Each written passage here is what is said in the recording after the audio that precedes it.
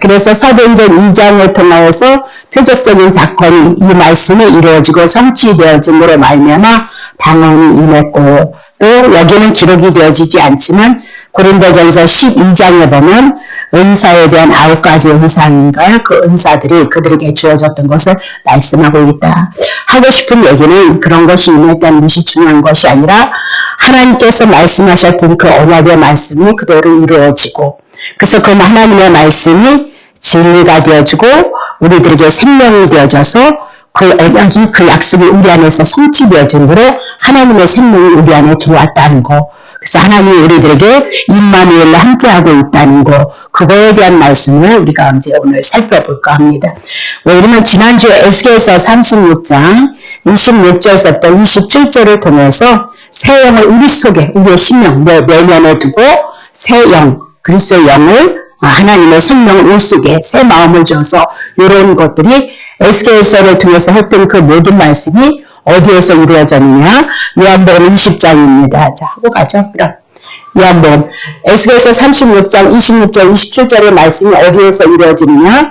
요한복음 20장을 통해서 예수님 안에서 예수님의 제자들에게 성령을 보여주므로 내 안에 내적인 생명, 성령, 생명이 들어왔던 것을 말씀하고 있다. 그렇게 풀어드렸죠. 그래서 모든 말씀이 구약에 있는 말씀은 어느 하늘나도 예수님에 대해서 예언을 했던 말씀은 이루어지지 않은 것이 아무것도 없다. 이루어지지 않은 것이 없다. 그 얘기예요. 그래서 하나님의 말씀은 진리이다. 그 진리는 생명의 문제를 주관하고 있다. 그렇게 보시면 되는데, 예수께서 또 가라사대 너희에게 평강이 있을지어다. 아버지께서 나를 보내신 것 같이 나도 너희를 보내노라. 2절.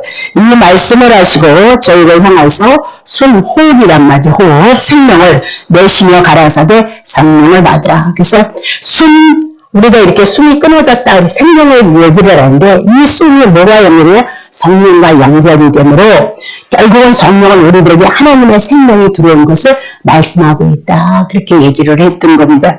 그래서 그 모든 말씀은 에스겔서 36장에 대한 말씀이 요한복음 20장을 통해서 그대로 이루어졌고 성취되어졌다. 그래서 모태로부터, 우리가 어머니로부터 태어난 인간의 생명은 일라도 아담과 하와가 선악과를 따먹어서 이고 영으로는 죽어있는 생명, 그래서 육적인 생명을 공급받고 있지만 이 육적인 생명도 결국은 제 싹슨 사망이기 때문에 죽음에 이를 수밖에 없고 심판에 이를 수밖에 없는 것이다. 그렇게 얘기를 했죠.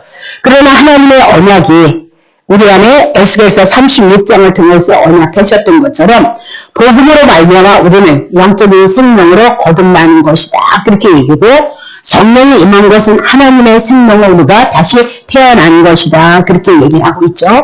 그래서 영적으로는 우리가 죽어 있었는데 영이신 그 예수 그리스도의 말씀을 통해서 하나님의 성령이 우리 안에 임함으로 말미암아 우리는 다시 새 생명을 얻고 하나님과 교제하는 상태 속에서 머무르고 그 은혜를 누려가고 있는 것이다. 그 얘기입니다. 그래서 지난주에 내적인 성령의 그 기능이 무엇이냐? 첫 번째는 거듭나게 하는 일을 한다. 그렇게 얘기했죠. 그래서 육의 생명이 영의 생명으로 산자가 되어진 거. 그렇게 산자가 되어졌을 때 우리에게 일어나는 증상은 뭐냐? 비록 부족하지만 하나님을 사랑하게 되어져 있고 또 거듭나게끔 우리들의 삶 속에 자꾸 육신의 삶을 도모하는 것이 아니라 자꾸 어디로요? 영으로서 예수 그리스도의 마음과 예수님의 신랑이고 우리가 신부니까 한 몸이 되어졌으니까 예수님의 뜻으로 우리가 하나 되어져 나아가는 그 삶을 살아가게 한다. 그렇게 얘기했습니다. 세 번째는 우리가 하나님과 자녀 사이로 합병, 하나 되게 하시는 것으로 우리를 이끌어가고 있다. 그렇게 보시고, 네 번째는 진리를 깨닫게 하셔서 장래 우리가 어떻게 되어질까? 나그네의 여정을 통하여서 이제 하나님의 나라의 도성에 이루어지는 그 모든 삶이 우리 안에서 어떻게 믿어지게 하는 그 역사가 있다. 그것이 우리의 소망이다. 자, 그러면 오늘 요에서 2장 28절을 통하여서 남정과 여정에게 이제 젊은 자, 늙은이에게 뭐 이렇게 환상과 이상과 계시를 보게 했던 그 말씀이 사도행전 2장 1절부터 4절을 통해서 그대로 이루어지고 성취되어졌다. 그 얘기죠. 그래서 외적으로 겉으로 드러나는 그 성령의 기능에 대해서 알아보고 성취에 대해서 알아볼까 그렇게 생각합니다. 자, 그러면 요엘서를 통해서 2장 28절, 29절을 통해서 일어났던 예언이 사도행전 2장 1절부터 4절을 통해서 성취되어졌다. 그렇게 보시면 돼요. 자, 보겠습니다. 사도행전. 오순절 날이 이미 이르며 저희가 다 같이 한 곳에 모였더니, 약속하셨으니까 모이라 그랬죠? 자, 그래서 반드시 우리는 언약을 근거로 해서 하나님이 하신 말씀을 근거로 해서 우리의 신앙이 따라 나와야 되는 거예요. 그래서 장로들의 유전에 의해서 자꾸 움직이면 안 되는 거예요. 호련히 하늘로부터 급하고 강한 같은 소리가 있어 저희 온 집에 가득하더라. 그렇게 얘기하죠. 하늘로부터 급하고 강한 바람. 그래서 바람이 보여지지 아니었을지라도 선풍기 트니까 바람이 시원하다 그런 것을 알 수 있듯이 외적인 하늘에서 오는 외적인 성령의 그 세례는 성령의 그 은혜들이나 은사들이는 어떻게 표적적으로 보여지게끔 되어져 있는 거예요. 알 수 있게끔. 그래서 저희 앉은 온 집에 가득한데 3절 불이 혀같이 갈라지는 것 그래서 불능이나 뜨거운 물에 임했던 것 그래서 혀 언어가 갈라지더란 말이죠. 그럼 이 혀가 갈라진다 그 얘기는 우리가 뭐 랄랄랄라 이렇게 박는 거에 맞는 얘기인데 그걸 조금 더 육적인 것을 영어로 풀면 예전에 율법 아래 있었지만 이제 갈라진다는 어디로 갈라진다? 복음으로 갈라진다는 것을 우리가 생각해야 되겠죠. 성령이 하나님의 영이 우리 속에 임함으로 복음으로 갈라지는 것이 저희에게 보여 각 사람 위에 어디요? 위에 본드로 임하였단 말이에요. 위적으로 임했단 말이죠. 4절 보세요. 저희가 다 성령의 충만을 받고 성령의 말하게 하심에 따라서 다른 방언으로 말하기 시작하였도다 그랬습니다. 그래서 다른 언어, 혀, 언어 그렇게 보시면 되는 거죠. 그래서 성령의 임함으로 방언하게 말할 물론 뭐 은사적으로 방언에 대한 얘기도 하지만 결국은 우리의 언어는 어디에 속해야 되는 거예요? 복음 안에 속해야 될 것을 말씀하고 있다. 그 얘기를. 그럼 이 말씀은 이문화도 레위기 2장 4절부터 6절을 통해서 떡을 만들 때 기름을 위에 뭐 바르는 사건의 일적인 위로부터 부으시는 하나님의 성령에 대한 역사를 하나님께서 레위기를 통해서 약속하신 말씀이 이루어졌던 거고 요엘서를 통해서 하셨던 그 모든 말씀이 그대로 이루어졌던 것이 사도행전 2장 신약성경에 와서 하나님의 성취인 것을 말씀하고 있다. 그럼 이렇게 위로부터 오는 하나님의 언약은 누구에게 임하는 것이냐? 먼저 구원받은 우리에게 임하는 것이다. 인진이 전도사가 그 하나님의 신께서 이번 원천에게 그렇죠. 천지 만물을 창조하신 이가 하나님이시니까 창세기서부터 그것을 만드신 이가 누구예요? 성령님이시라고 함께 하셨단 말이에요. 그러면 우리 내적으로 임하는 것이나 외적으로 우리들의 은혜나 표적적인 이런 은사들은 구원받은 이후에 사랑하는 성도들에게 약속한 자녀들에게 임한다는 걸 여러분이 기억하시면 되겠다. 그 얘기입니다. 자, 그러면 오순절날 성령 세례가 이루어진 것은 예수께서 공개적으로 나 이제 올라간다. 그리고 500여 성도들 안에서 공개적으로 올라갔어요. 공개적으로 올라가기 전에 다시 신이 또 뭐 하신다고 그랬어요?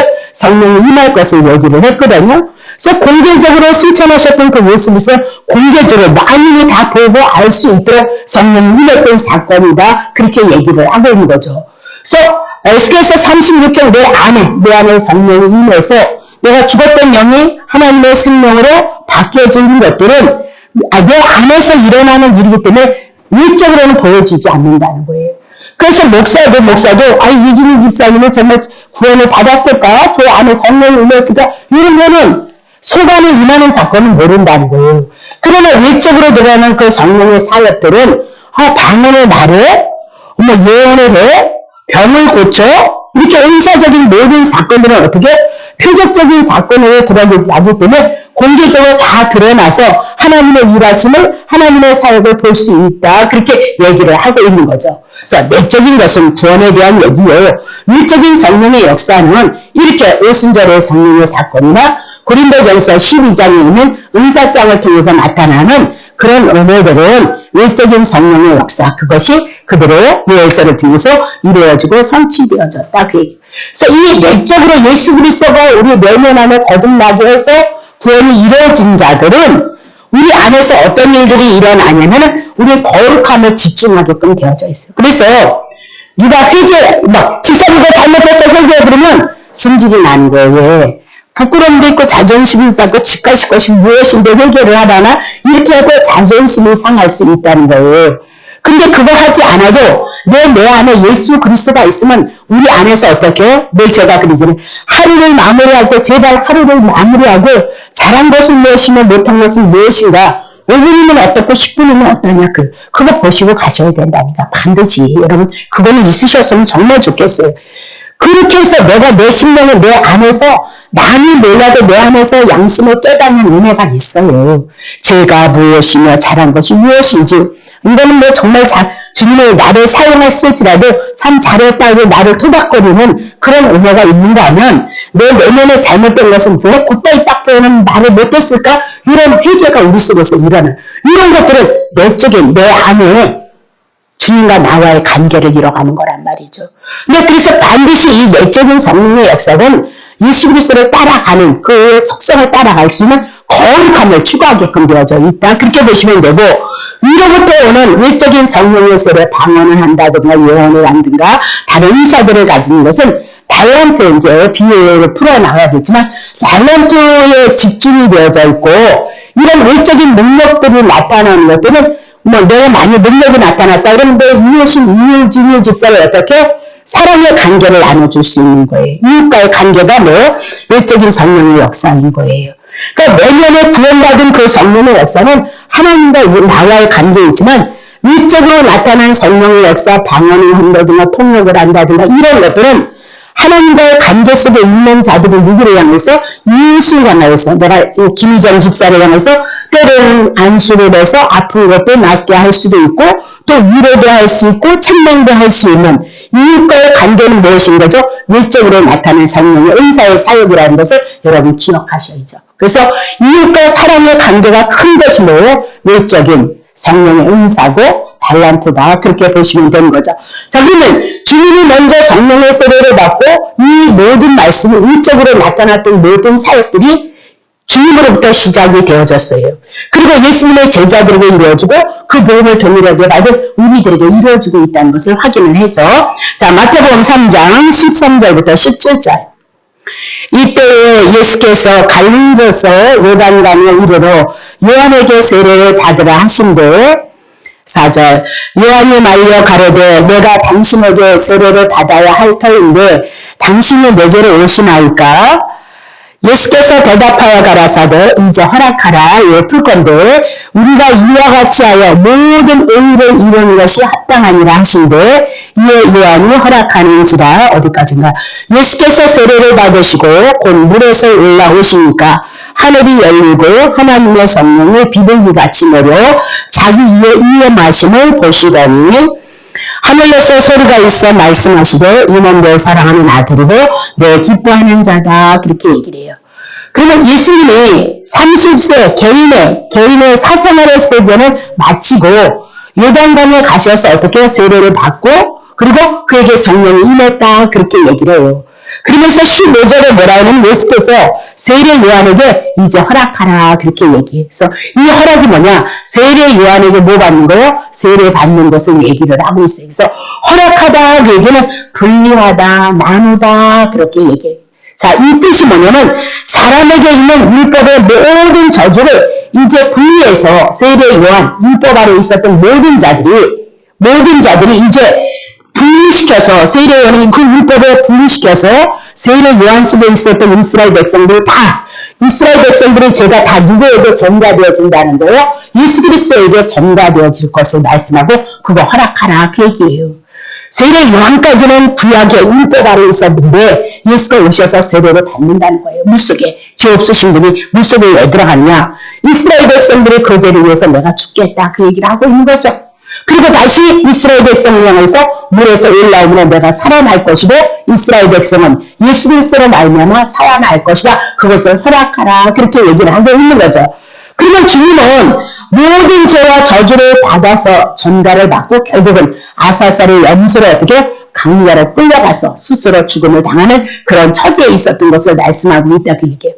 자 그러면 마태복음 3장을 통해서 예수님의 공생애가 시작이 되어진 거죠. 그렇죠? 사생활은 끝나버리고 이제 예수님 하나님으로부터 세례를 받으시고 요단강에 가서 세례 요한의 세례를 받으시고 물에서 올라오시고 부활하심으로 말미암아 이제 예수님의 공생애가 시작이 되어지는데 뭘로 기점으로? 성령이 임한 그 사건을 기점으로 갈라지더란 말이죠. 자, 그러면 마태복음 4장 23절 3장에서 성령 세례를 받고 이제 공생의 시작을 준비를 하는데 공생애가 어떻게 나타나느냐? 예수께서 온 갈릴리에 두루 다니사 저희의 율당에서 가르치시며 천국의 복음을 전파하시며 백성 중에 모든 병과 모든 약한 것을 고치더라 그렇게 얘기를 하고 있는 거죠. 그래서 갈릴리는 잃어버린 땅인 거거든요. 원래 이스라엘 땅이었는데 잃어버렸어요. 그것을 통해서 영적으로 무엇을 하나님의 백성, 잃어버린 백성을 하나님께서 찾으러 오신 것을 말씀하고 있는데 두루 다니면서 회당에서 가르치시는 거예요. 그러면 너네들은 뭘 가르치나? 첫 번째 하나님의 말씀 율법을 통해서 너네들은 뭐야? 죄인이었다 그 얘기를. 그래서 그들에게 뭘 전파하는 거야? 천국 복음을 전파하는데 하나님의 나라가 천국이 도래됐다는 거죠. 그래서 그 내용이 뭐냐면 백성 중에 모든 병, 죄의 문제를 다루고 있죠. 율법, 저주에 대한 문제를 다루고 모든 약한 것도 뭐예요? 율법에 대한 문제예요. 저주에 대한 문제예요. 그것을 고치시더라. 그러니까 병을 치료하는 것도 그렇고 약한 것을 고치는 것도 율법 아래 제 아래 사망 가운데 광야의 삶을 말씀하고 있고요. 그죠? 고치는 것도 그렇고 병과 모든 것을 고치는 것은 다시 회복시키는 것, 복음에 대한 얘기, 천국에 대한 얘기를 풀어나가고 있는 거잖아요. 4절 보겠어요.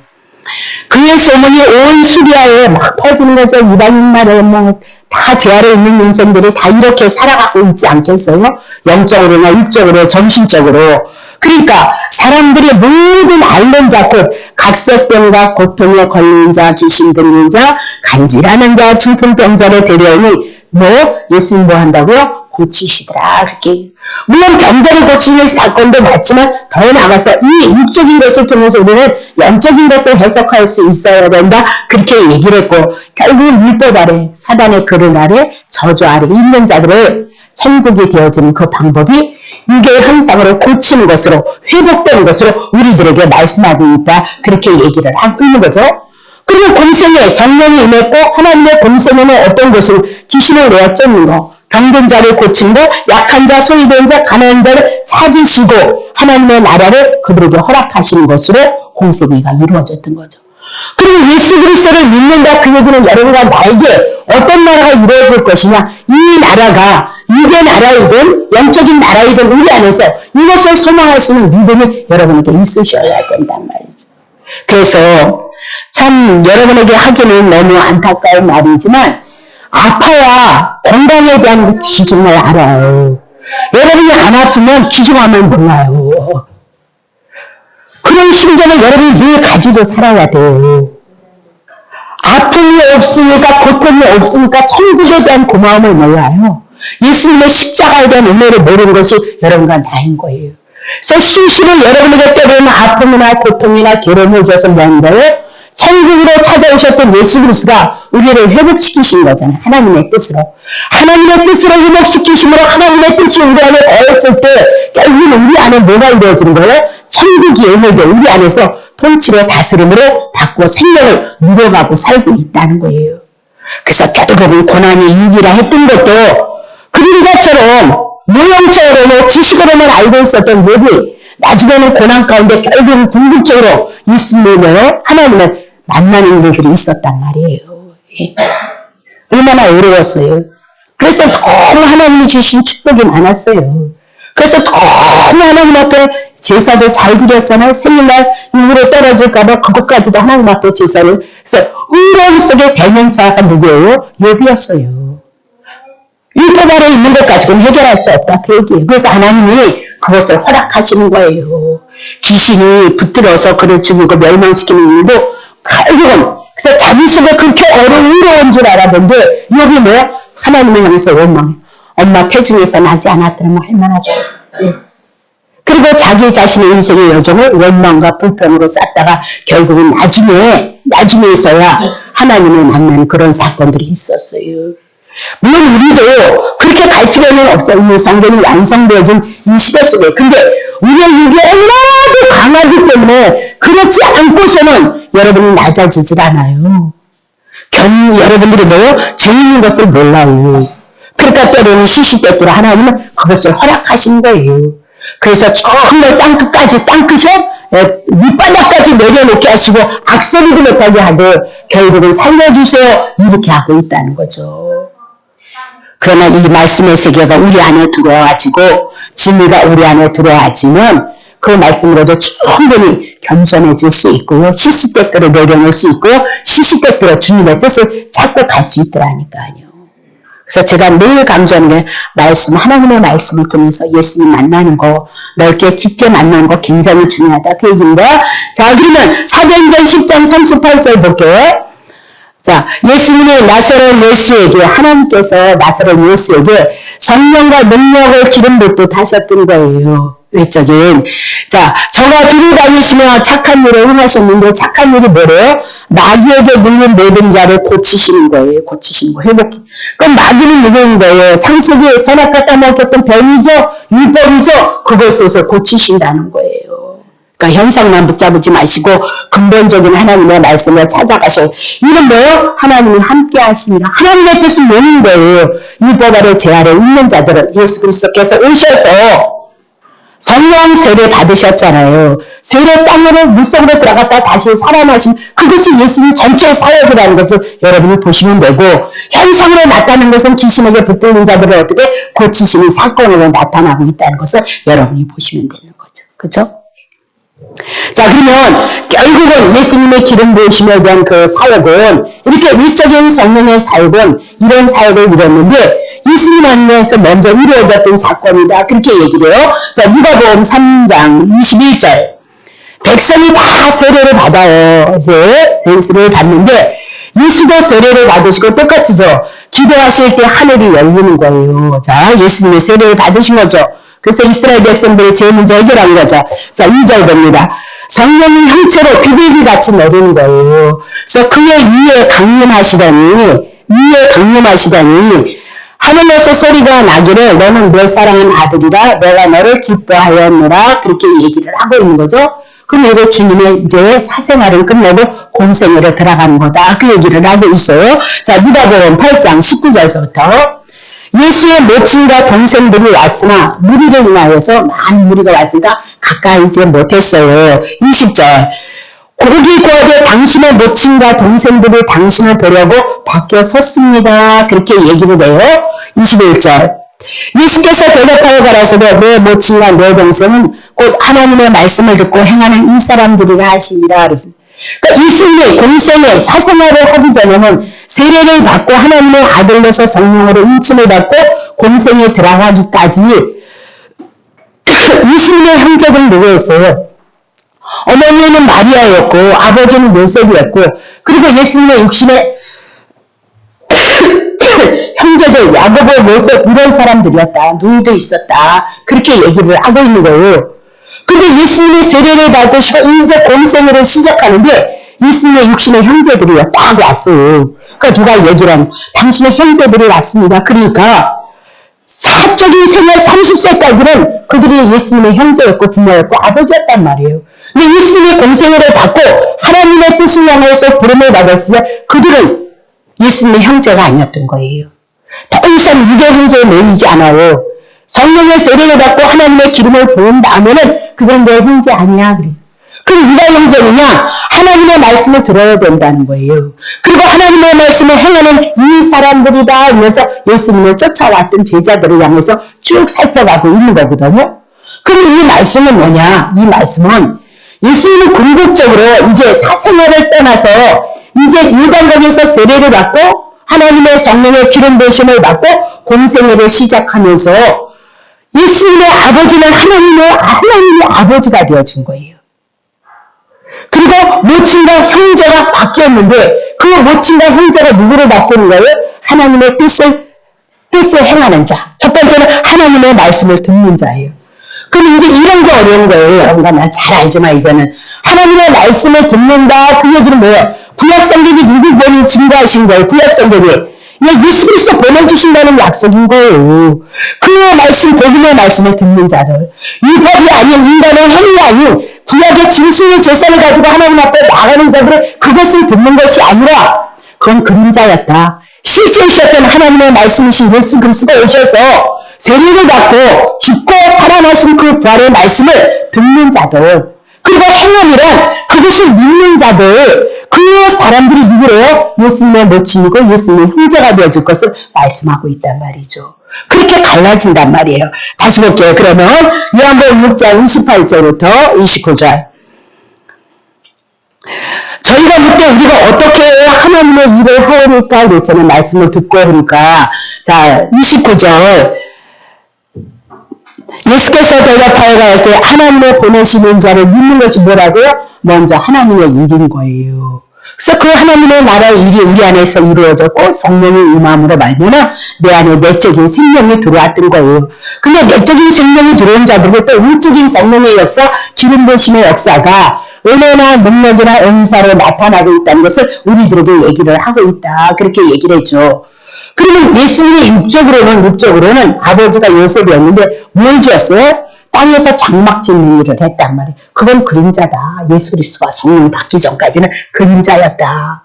그래서 결국은 예수님께서 이 땅에서 하시는 일이 뭐냐? 하나님의 나라 천국 예루살렘의 도성을 건축하는 일을 하실 것을 그림자로 모형으로 우리들에게 말씀하고 있다. 그렇게 바뀐다. 그 얘기를 하고 있는 거죠. 자, 그러면 예수님의 제자들도 성령을 받았죠. 그죠?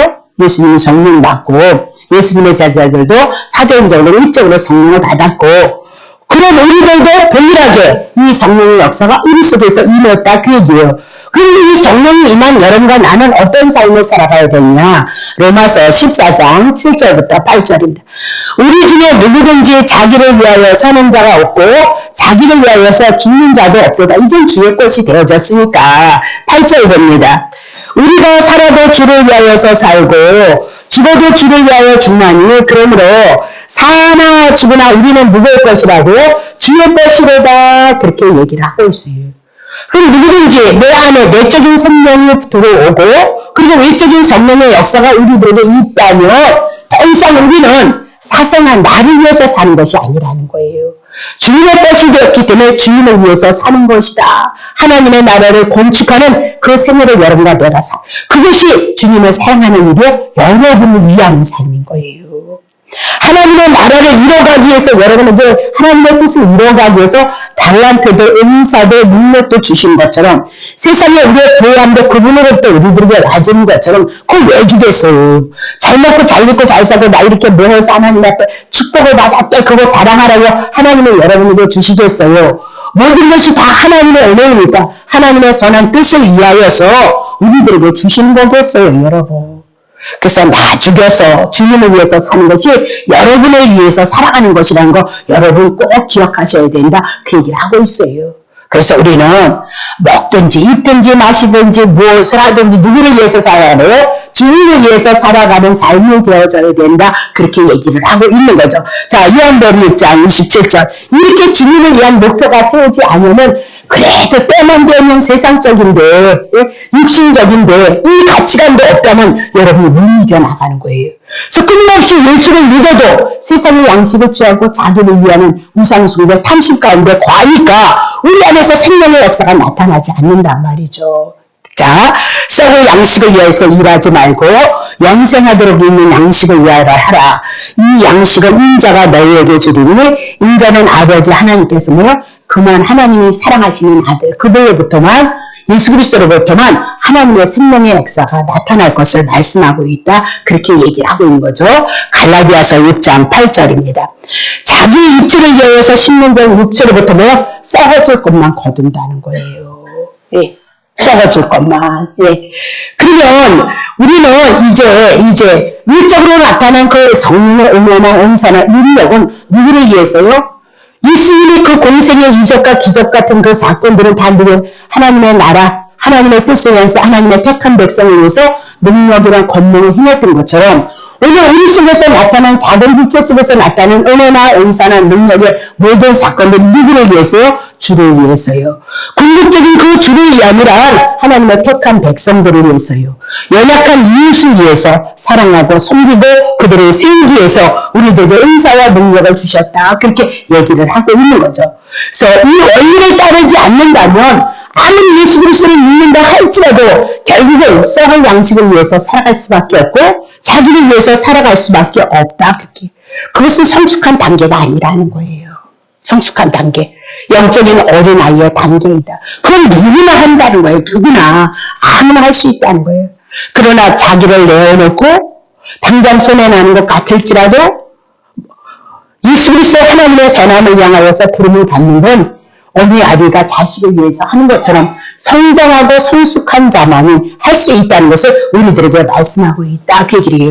그래서 영생하는 양식을 위해 살지 못하고 육신의 생존, 본전, 본능만을 위해서 썩어질 것을 붙잡고 살아간다면 결국은 하나님을 보셨을 때는 불신자만도 못한 불신자들은 그의 본능을 따라서 살아가고 있지만 날마다 하나님 앞에 예배를 드리면서도 우리의 본능만을 위해서 살아간다면 불신자만도 못한 그런 삶을 우리가 살아가고 있다는 것을 한번 생각해 봐야 된다. 그 얘기입니다. 자, 그러면 제자들에게 이렇게 외적인 성령의 역사가 임했던 사건이 있잖아요. 그러면 요한복음에는 하나님의 생명에 대한 얘기를 자꾸 얘기를 해요. 자녀의 영, 생명의 영, 그것을 자꾸 얘기를 하고 사도행전에 대해서는 제자들이 그 사역을 감당하기 위해서 그들에게 성령을 모시고 사도행 2장 하나님의 능력과 하나님의 권능이 임하는 사건들이 있었던 것을 말씀하고 있다. 그 얘기죠. 자, 그러면 성령의 역사는 동일해요. 자, 사도행전 8장 14절부터 17절. 에루살렘에 있는 사도들이 사마리아도 하나님의 말씀을 받았다는 소리를 듣는 거죠. 7장에 이제 스데반이 죽어요. 무서워서 다 뿔뿔이 헤어지는 거예요. 그래서 뿔뿔이 헤어져서 막 무서워서 숨겨다닐 줄 알았는데 그들 안에 내주하신 성령님의 역사가 스데반이 죽었으니까 자기네도 복음 전하면 죽는 거잖아요. 그 도망갔는데 그들이 뿔뿔이 흩어져서 뭐 하는 거예요? 사마리아까지 도망을 가버렸어요. 이방인들이 살아가는 그 사마리아까지 예수님의 제자들이 들어갔단 말입니다. 근데 그 안에서 내주하시는 성령님의 역사가 있어서 그들에게 뭐 되나요? 하나님의 말씀, 복음, 예수 그리스도를 증거한단 말이죠.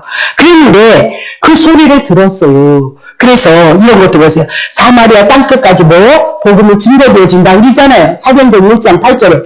근데 증거됐을까 안 증거됐을까? 예수님 하셨던 말씀이 제자들을 통해서 그대로 이루어지고 있는 거란 말입니다. 자, 그러면 베드로와 요한을 거기다 보내는 거예요. 15절 보세요. 그들이 내려가서 저희를 위하여 성령, 아직은 성령 받지는 않았던 거예요. 그러면 그들이 하나님의 말씀, 복음, 예수 그리스도를 들었다는 거예요. 믿고 있다는. 그러면 그걸 어떤 내적으로 예수 그리스도를 믿어서 구원을 받았다는. 그래서 성령 받기를 기도한 걸 보니까 외적인 성령의 역사는 그들에게 없었다. 그것을 알 수 있죠. 내적인 성령의 역사만 있었다면. 그래서 성령 충만한 베드로와 요한이 그것에 가서 그들도 외적인 성령의 역사가 받기를 위해서 기도를 했더라. 그 얘기입니다. 자, 15절, 16절. 이는 아직 한 사람에게도 성령 내시는 되었고 오직 주 예수님은 뭐 세례나 죽으셨어요. 부활하셨어요. 그래서 구원의 이래는 그 믿음까지는 이르렀다. 그 얘기예요. 7절. 이 두 사도가 저희에게 뭐 안수하며 성령을 받았더라. 그렇게 얘기를 하고 있는 거죠. 그래서 이 안수는 뭐 베드로와 요한에게 있는 하나님의 말씀 그들은 받았으니까 그 말씀을 인하여서 뭐 그들 안에 내주했었던 성령의 역사, 사도행전 2장에 있었던 그 성령의 임하기를 뭐 안수해서 그들에게 있었던 그 성령이 뭐죠? 전가시키는 거죠. 그래서 외적인 성령의 역사가 그들을 받았던 것을 말씀하고 있다. 이 빌립은 누구냐? 집사였다. 그렇게 얘기를 하고 있는 거죠. 그리고 그들은 분명히 세례를 받았고 믿었다. 내적으로 구원에 대한 그 믿음은 있었지만 외적으로 성령의 세례를 받지 않았다. 그래서 그들에게 외적인 성령의 역사를 받기 위해서 기도를 했더니 그들의 성령을 받은 것을 말씀하고 있다. 얘기죠. 자, 사도행전 9장 17절입니다. 아나니아가 떠나 그 집에 들어가서 그에게 안수를 해요. 가룟의 형제 사울아, 주 곧 내게 오는 길에서 나타나시던 예수께서 나를 보려 너를 다시 보게 하시고 성령으로 충만케 하신다 하니 그렇게 얘기를 해요. 그러면 사도 바울은 다메섹 도상에서 회심을 하잖아요. 빛으로 예수님을 만난단 말이죠. 그래서 그 만나면 내적으로 구원이 율법이 아닌 예수 그리스도 한 번을 통해서 구원을 받았던 그 은혜는 임했단 말이에요. 그 구원에 대한 은혜는 임했는데도 불구하고 성령의 세례는 받지 못했던 거예요. 그 성령이 충만한 누구에게요? 아나니아에게 집사에게 들어가는 거예요. 가서 그를 보내서 그에게 뭐예요? 성령 세례를 부라 그렇게 얘기를 하죠. 그래서 하나님께서 나를 보내서 너를 다시 보게 하시고 그죠? 성령으로 뭐하게 하신다고요? 충만케 하신다. 그러니까 그건 뭘 받았어요? 성령의 충만, 성령의 세례를 받은 것을 증거하고 있더라. 그렇게 얘기를 해요. 그래서 이렇게 성령 세례를 받는 사건들은 뭐 방법은 달라요. 때는 다를 수 있다는 거예요. 그러나 동일한 성령이었던 것을 우리는 알 수 있다. 그 얘기입니다. 자, 그럼 이렇게 성령 세례를 받은 사건을 여러분들 말씀하면서 성령 세례가 하는 그 기능, 성령 세례가 왔잖아요. 예? 방언을 말하고 은사가 임했단 말이에요. 그 성령의 세례가 임한 그 기능의 역할이 도대체 무엇이냐? 우리 안에 구원이 이루어졌다. 이것은 거룩함을 추구한다 그랬어요. 내적인 생명의 역사가 있는 것은 거룩을 추구한다. 그렇게 얘기하면서 하나님의 본성을 회복하는 데 있어요. 구원마다 딱 그러면서 죄를 많이 졌잖아요. 근데도 끔찍하지 않는다. 그건 이상한 거예요. 그건 이상하다니까. 기도하려면 째게 양심이 와야 돼. 그죠? 교회 딱 와서 앉으면 째게 또 뭐예요? 늘 와서 그거 아니에요. 얘기하신 거 감사하고 두 번째는 그렇게밖에는 안 돼서 죄송한데 그걸 여러분 다 나오리라 보고요. 예, 그죠? 그 다시 하나님의 은혜를 구하는 게 기도잖아요. 그죠? 그런 것이 없는 사람은 그런 심령은 죽은 심령인 거예요. 하나님에 대해서 내가 민감하지 못하다? 그건 다시 한번 생각해 봐야 돼요. 그래서 수시로 누구 알아주든 안 알아주든 무슨 상관이에요. 나와 주님과의 관계인 거잖아요. 그래서 여러분들이 은사의 기도를 왜 좋아하는 거예요? 여러분만이 알고 있는 여러분의 내면에서 일어나는 그 일들을 그 집에 내물어 말려나 때로는 위로도 하고 책망도 하고 다시 세워가는 일들을 하잖아요. 아무리 말씀을 가지고 때리고 축복한다고 막 그래도 여러분이 여러분 손에 나는 그 일에는 꿈쩍도 안 해요. 꿈쩍도. 예. 그리고 그렇게 일 때문에 여러분이 타격을 받지를 않아. 근데 이제 은사자들이 알지 못하는 그 세계를 향해서 한 번씩 그리고 그것을 이렇게 한 방에 무너져 버려요. 한 방에. 어떻게 그거를 알았디야? 이래가면서 예. 그러면서 여러분이 일적인 그 성령의 역사를 통해서 여러분이 변할 수 있는 계기는 굉장히 많아요. 거기에 되면은 안 맞으면 모를까 그것이 맞는다고 여러분 속에 내면 속에서 일어나는 성령의 능력의 역사란 여러분 한순간 바꾸고 방향을 바꾸시는 좋은 계기가 되어져서 일적으로 나타난 그 성령의 역사를 우리가 표현할 때 뭐라고요?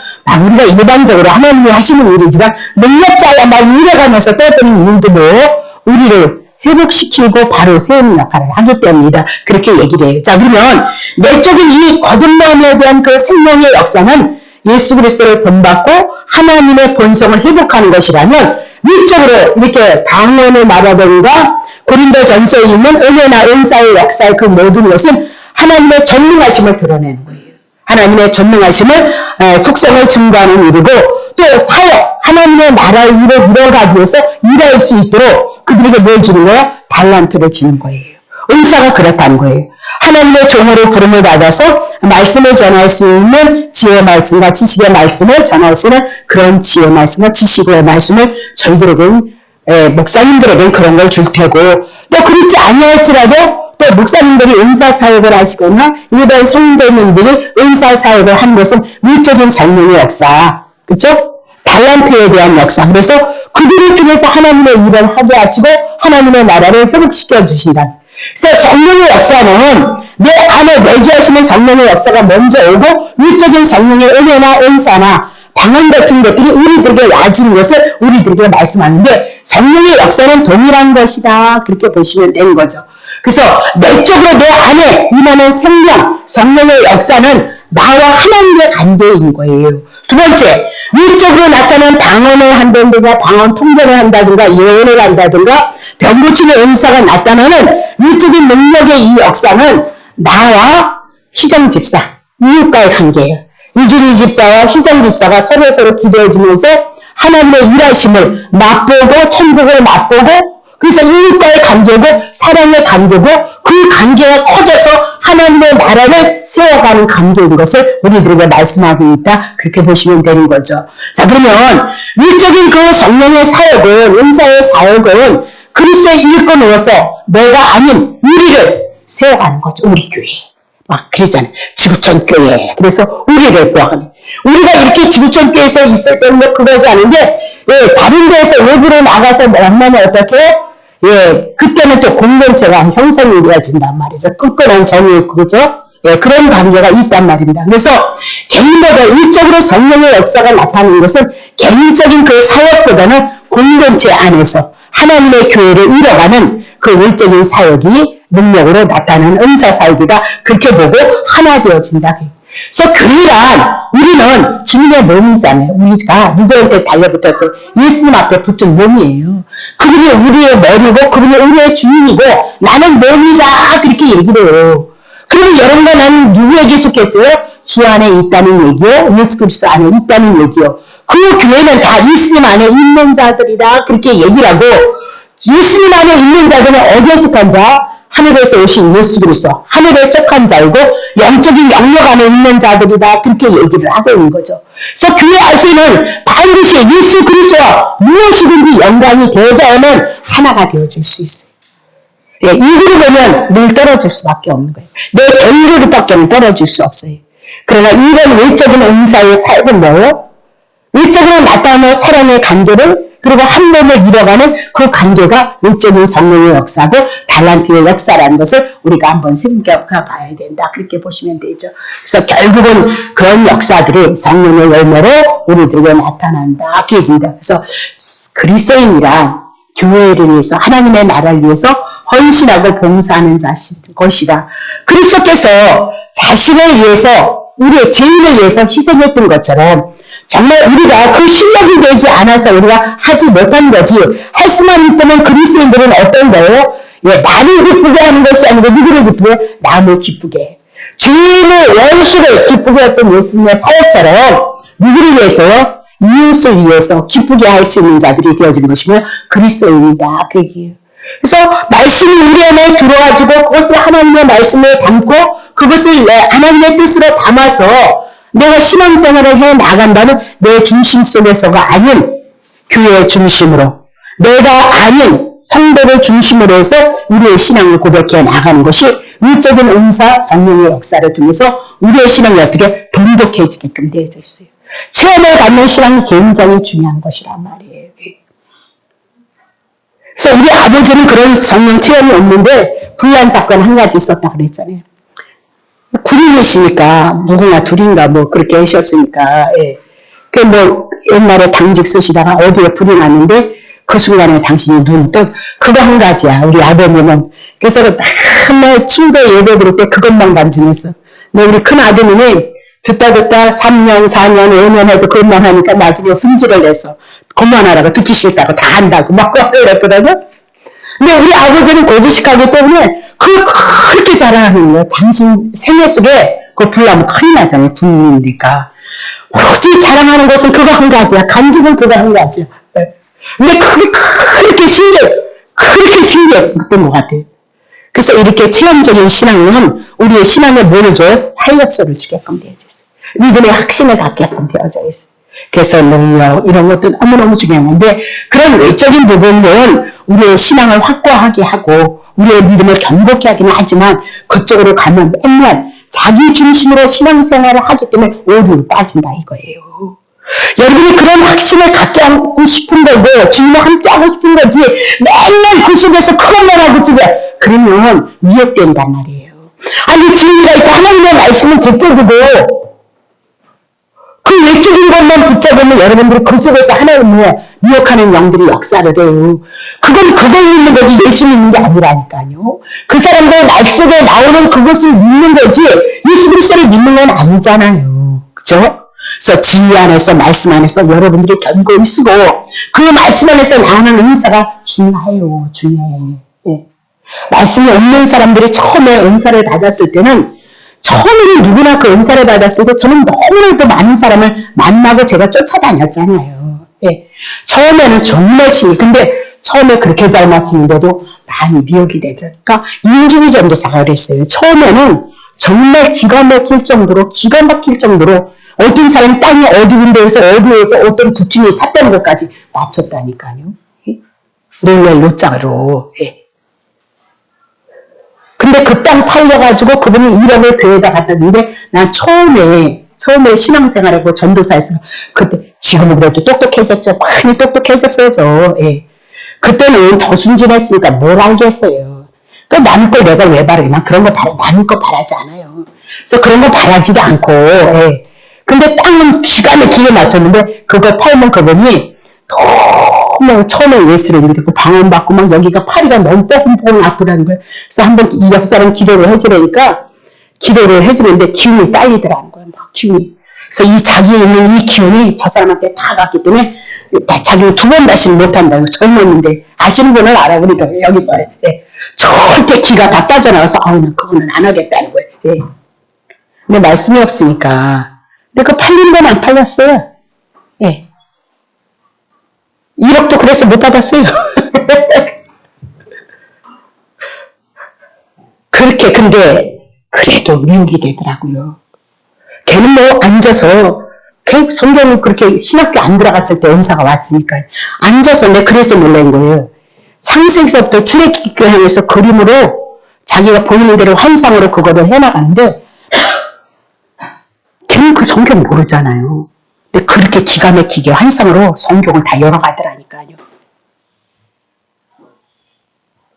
근데도 안 되는 건 안 되는 거예요. 그러니까 말씀 안에서 예수 그리스도를 그 믿는 믿음 안에서 시시때때로 공부하고 시시때때로 외롭고 시시때때로 내 신앙이 잘 돼가는가 잘못되는가 유지하기 위해서 우리가 은사는 필요하지만 뭐 무슨 점먹이 되시 뭐 해뭐 이런 건 여러분 삼가해야 된단 말이죠. 그렇게 되어질 문제가 아니에요. 될까요? 한 50% 50%라니까 여러분. 50% 된다 50% 안 된다 그거라니까요 여러분. 맞춰도 50이야 안 맞춰도 50이라니까 여러분. 모르시는가 보네. 그러면 그만두고. 그러니까 제발 나는 여러분을 위해서 다 내놓고 싶은 사람. 그래서 안 하는 것도 막 이 새끼야 해라 막 저 새끼야 막 울려가면서 하라 그러잖아. 근데 요새는 뭐 제가 하려고 그러니까 하니까 이제 좋다 그리는데 예 정말 그런 교회는 많지 않은 거예요. 다 뒤집어내서 물론 속을 새길 때도 있고 걱정할 때도 많이 있고 이런저런 뒷담화 소리도 많이 들려오긴 하지만 그래도 좋은 게 많으니까 여러분에게 이익이 되어지니까 나그네 여전히 오직 보이지 않는 그 예수님의 은혜를 가지고 살아가고 일금의 신앙을 고백하는 건 쉬운 일 아닌 거예요. 우리 교회가 넉넉한 사람이 어디 있어요. 예. 그렇잖아요. 다 그만저만하게 빛 안 지는 천만다위로 이루고 살아가는 것이 우리들의 삶이죠. 그러면 그런 고단한 삶 속에서 이렇게 예수를 믿어간다는 건 하나님의 능력, 하나님의 사랑이 아니고서는 할 수 없는 일이에요. 예? 우리 고사님 말마다 축복받다가 그거 해서 하는 것도 아니고. 예. 자, 다시 볼게요. 자, 고린도전서 15장 1절부터 3절 보세요. 다시 볼게요. 15장, 로마서 15장 1절부터 3절. 우리의 강한 자가 마땅히 연약한 자 찾아다니세요. 복 받으려면, 복이지만, 그러니까 하나님 주님을 보여주셔야지. 복 받으려면 누구 찾아가시라고? 연약한 자 찾아가세요. 예, 연약한 자. 예, 약점 담당하시고요. 자기를 기쁘게 하지 아니할 것이요. 2절이요. 우리 각 사람의 이웃을 기쁘게 하되 선을 이루고 덕을 세우도록 집을 세우라는 거. 천국. 그 사람에게 어찌하든지 뭐 하라고요? 천국이 이루어지도록 이 집사님이 아픔과 고통 가운데 있다면 그에게 천국이 이루어지도록 하나님의 나라 은혜가 그 안에 세워지도록 우리가 그 일을 해야 된다는 거예요. 복 받으려면 그거 하라니까요. 자, 3절 하세요. 그리스도께서 자기를 기쁘게 하지 아니하셨느니 기록된 바 주를 비방하는 자들의 비방이 내게 미쳤다 함과 같으니라. 예, 이르렀다 그렇게 얘기하고 있어요. 그래서 우리가 이게 조금 요새 다시 해나가고 풀고 있거든요. 그런 거 없어요. 그래서 이만큼 편안하시면 감사하세요. 예수님의 제자들의 삶을 물론 계시가 완성되어 있기 위해서 예수님의 제자들에게 핍박이 있다고 했으니까 그 핍박이 있어져야 돼요. 그래야 예수님의 말씀이 그대로 이루어지고 성취되어지는 세계인 거예요. 그러나 그러한 예수 그리스도가 우리 안에 들어와서 복음을 증거하고 세상을 향하여서 세상을 거슬러 나가기 위해서 우리가 어떻게 해요? 세상을 거슬러 나가야 되기 때문에 어려운 길이고 힘든 길인 거예요. 고난의 길이 있는 거예요. 예. 그런데도 그 사랑이 안 왔다면 안 왔는데도 그 사랑을 가지고 고백해 나가는 사람은 얼마나 불쌍해요. 그러나 우리는 그 믿음이 왔고 그 사랑이 왔기 때문에 없으면 없는 거예요. 있으면 있는 거예요. 기꺼이 주님을 위해서 작은 것이든 좋은 것이든 우리의 지체를 빌려서 살아가고 있다는 것은 얼마나 큰 은혜고 큰 사랑이냐 그 얘기. 얼마나 여러분에게 하나님의 능력이 왔느냐 그 얘기를 하고 있는 거죠. 그래서 교회가 하나 되게 하는 사역 때문에 각연의 은사가 필요하다. 하나 되어진 그 사역을 위해서는 반드시 뭐예요? 외적인 은사도 우리들에게 필요하다. 그 얘기를 하고 있는 거죠. 자, 그래서 고린도전서 12장 27절부터 30절입니다. 너희는 그리스도의 몸이여 지체의 각 부분이라. 8절 하나님이 교회 중에 몇을 세웠는데 첫째는 사도, 선지자, 교사, 능력, 그 다음에 병 고치는 은사, 서로 돕는 것, 다스리는 것, 각종 방언을 말하는 것이라. 9절 다 사도겠냐, 선지자겠냐, 교사, 능력을 행하는 자겠느냐, 다 병 고치는 은사를 가졌겠냐, 방언을 말하는 자, 다 통역을 하겠는 자야. 자, 지금대로 하나님께서 각자에게 은혜대로 은사들을 주셨다 그 얘기죠. 자기 주어진 것 가지고 헌신하시면 돼. 남의 거 부러워할 거 없어. 왜 남의 거 부러워하느냐? 남의 거 물론 인간이니까 육을 가졌으니까 그래요. 왜 부러워하냐? 그게 좋아 보이는 거예요. 그것을 인해서 다른 사람이 대접받나? 인정을 받나? 그런 것 때문에 여러분 속에서 나도 그거 있으면 그러지 않나요? 아니 나도 그런 희망하는 그런 은사 좀 있어봤으면 그런 마음은 자기가 어떻게 높아지고자 하는 마음이 있다는 것도 한번 우리가 생각해 봐야 된다. 그래서 알면 내려놓을 수가 있어요. 알면 내가 왜 이 마음이 생겼을까? 아, 나를 사랑한 탐심 이상 생겼구나. 그렇다면 내가 그것을 알면 내려놓는데 그것을 모르면 시기, 질투, 분쟁으로 다툼으로 이어지는 거예요. 그래서 어떤 거 잘못한 그것 봐 나도 그러거든요. 나도. 그래서 막 흉보잖아요. 인준전도사도. 틀렸잖아요. 그 얘기 하잖아요. 그죠? 그렇게 비방거리가 되어진단 말이에요. 그건 주님 안에서 하시는 에스겔을 통해서 이미 나도 다 알렸어요. 욕심과 탐심을 했을 때는 하나님의 이억의 영을 가지고 역사를 해요. 그럼 여러분이 스스로 욕심과 탐심을 가진다면 배후에서 하나님이 하신 것이 아니라 배후에서 뭐요? 하나님께서 일을 하셔요. 미혹하는 영을 부려서 역사를 한다고요. 아니 어떤 건 맞는데 어떤 건 왜 틀리는 거든 은사자의 잘못이냐? 아니면 우리가 잘못되어진 길을 걷고 있냐 한번 우리가 살펴봐야 된다는 거죠. 그래서 성령이 하나 되게 하신 것을 우리가 지킬 수 있는 자가 되어져야 된다. 에베소서 4장 1절부터 12절 조금 보죠. 그러므로 주 안에 갇힌 내가 너희를 권하니 너희가 부르심을 입은 부름에 그냥 합당하게 사도냐 선지자냐 병고치냐 그대로 향하면 된다. 2절 빨리 치고 나와요. 이렇게 하래요. 용납하고 서로 사랑하고 겸손하고. 3절 평안에 내는 줄로 성령이 하나 되게 하신 것을 내가 힘써 듣기 위해서 평안 가운데 있느냐? 저희가 이렇게 되어지느냐? 평안 가운데 있느냐? 보세요. 그렇다면 평안 가운데 있으면 성령 하나님께서 내가 다스림을 받고 있는 거예요. 4절 보세요. 야, 몸이 하나고 성령이 하나니까 부르시면 한숨 안에서 다 우리 불렀어요. 5절 보세요. 주도 하나고 믿음도 하나고 세례도 하나고. 6절 하나님도 하나시고 만유의 아버지 어쩌고 저쩌고서 만유 우리의 하나님은 뭐예요? 그분 하나뿐이다. 그렇게 얘기를 해요. 다시 이거 정리할게요. 성령의 외적인 그 사역, 은사 이런 것들은 하나님의 나라를 세워가는데 필요하기 때문에 하나님이 주셨다는 거예요. 그리스도의 몸, 우리가 그리스도의 몸으로 세워가는 거야. 하나님의 성전으로 세워져 가는 거거든요. 성전으로 세워져 가는 데 있어서 반드시 뭐가 필요했어요? 은사가 필요했어요. 외적으로 드러나는 거, 만져지는 거, 고쳐지는 거. 그것을 통해서 하나님의 교회가 든든히 세워져 나간다는 것을 말씀하고 있다. 그래서 고린도전서 12장 우리가 얘기했던 것처럼 은사는 내가 원해서 주는 것이 아니라 사모는 할 수 있어요. 그러나 그분의 뜻대로 그분이 뭐요? 은사를 주신다. 그렇게 얘기를 했어요. 그래서 결국은 믿음으로 우리가 하나 되어져서 내적인 성령의 역사와 외적인 은사의 그 성령의 역사는 결국은 하나 되게 하시는 그 일을 향해서 우리를 향하여 부르고 있다는 걸 여러분이 기억하시면 되죠. 그래서 모든 사람에게 다 주시는 건 아니라는 거예요. 내가 해보면 물론 주님을 위해서 헌신하고 봉사할 수 있는 기회가 주어져서 은사사역도 좋아요. 근데 수고하셔야 돼요. 그리고 힘드셔요. 그리고 스트레스 맞으면 너무 좋거든요. 그래? 내가 영빨이 받았나? 이렇게 되어지는데 틀렸다 그러면 그걸 어떻게 할 거냐고. 네? 누구는 맞췄는데 누구는 여러분 그러시잖아. 누구는 맞췄는데 누구 기도한테 아니 사람이니까 그 택하는 것이 아니라 나도 그린다니까 나도. 예. 또 하는 사람 입장에서는 또 어떤 거예요? 예? 얘 머리를 못 뜨는 거야. 백발백중 끓으면 되는데 안 되니까. 근데 주님 그렇게 하는 거 아니에요. 예. 그분을 믿고 그분을 의지하여서 그분을 사랑하고 섬기는 삶을 여러분이 목적으로 두는 거고 의사도요. 섬기는 사역의 한 부분인 거예요. 그 단단한 틀을 줘서 하나님의 교회를 든든히 해나가는 거지 내가 능력이 있어 이렇게 열심히 곤란하다 그 얘기를 하고 있어요. 그래서 어느 분들은 많이 그렇게 얘기를 해요. 은사 사역하는 사람들이 그 결말이 이쁘지 않다 그러면서 병 고치는 의사하시는 분들이 많이 힘들잖아요. 그 사역이. 그래서 나중에 많이 병으로. 근데 저는 거기까지는 뭐 성경이 말고 그렇게 얘기를 안 해서 난 거기까지는 모르겠어요. 근데 그것보다는 아름답게 사용하지 않아서 그런 건 아닌가? 저는 그런 생각이 들 때가 있어요.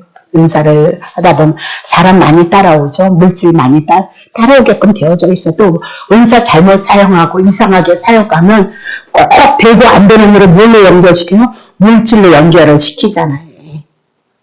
뭐 가져오면 되는 것처럼 그렇게 될 것 같으면 뭐 굳이 무엇이 날마다 이렇게 믿음의 경주 안 해도 되지. 한 방에 날려버려 그냥. 예. 한 방에 집 한 채 갖다 팔아서 한 번에 날려서 한 번에 해결하고 한 번에. 그러니까 어느 분이 그랬잖아요.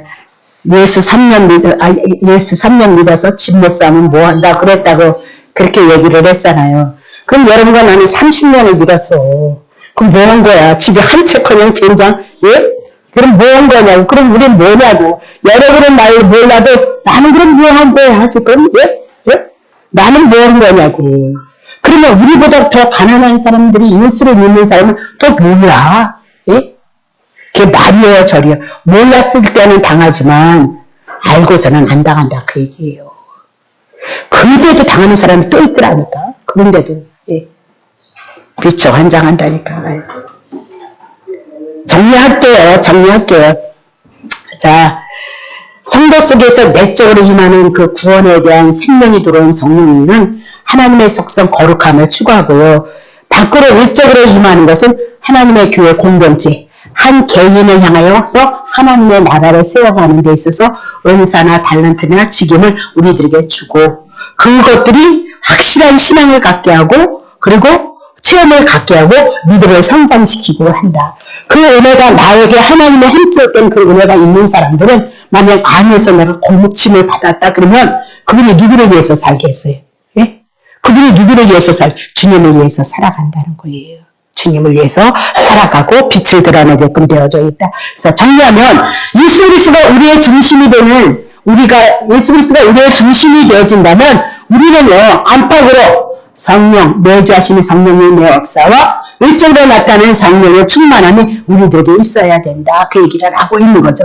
그래서 그 성령의 내적인 사역과 외적인 사역이 우리 안에서 함께 있었을 때 우리는 기꺼이 주님이 원하시는 주님의 뜻을 향해서 우리의 삶을 고백해 나갈 수 있는 힘과 능력이 되어진다. 그것이 오순절 마가의 다락방을 통해서 요엘서를 통해서 이루신 말씀을 우리 안에서 주껏 이루어지고 성취되어져 나가는 삶 속에 있음을 기억하고 그 예수 그리스도를 굳건히 붙잡을 수 있는 은혜가 있기를 예수 이름으로 축복합니다.